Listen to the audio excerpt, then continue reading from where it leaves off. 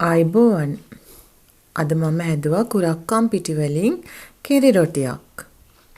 මේක දියවැඩියා රෝගීන්ට එහෙම ගොඩාක් වටිනා ආහාරයක්.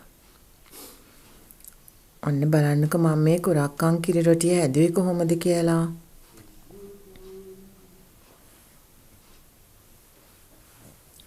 කුරක්කන් පිටි බිත්තරේකුයි අවශ්‍ය පමණ ලුණුයි තමයි මම මේක හදන්න ගත්තේ.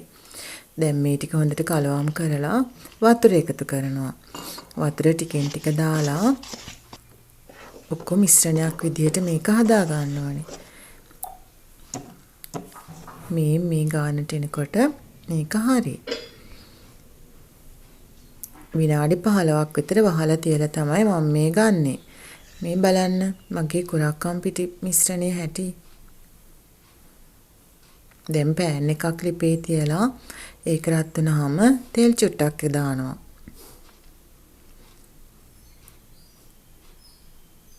ඊළඟට මම හදාගත්ත කුරක්කන් පිටි මිශ්‍රණයෙන් ටිකක් මේකට වක් කරනවා.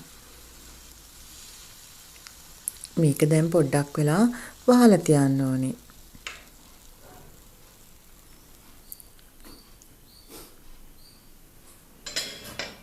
ඔන්න දැන් මේ පැත්ත හරි. දැන් අනිත් පැත්ත හරව ගන්නවා. මේ බලන්න කැඩෙන්නෙත් නෑ. මේ රොටිය හොඳ මෙලේකට තියෙනවා. මේ වගේ මම තවත් කුරක්කන් කිරි රොටියක් හදා ගන්නවා.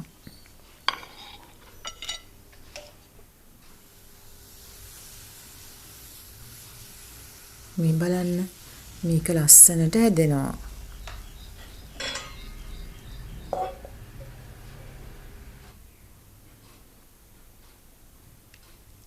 ඒකත් හරි. මේ විදිහට මම මේ කුරක්කන් කිරි රොටි ටික හදාගත්තා.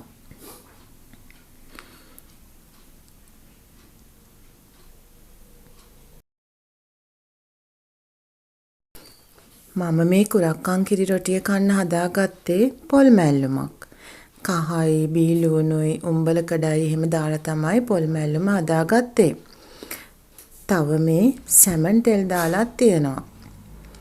මේ දෙකත් එක්ක මේ කිරි රොටිය හරිම රසයි. ඔයාලත් හදලා බලන්න.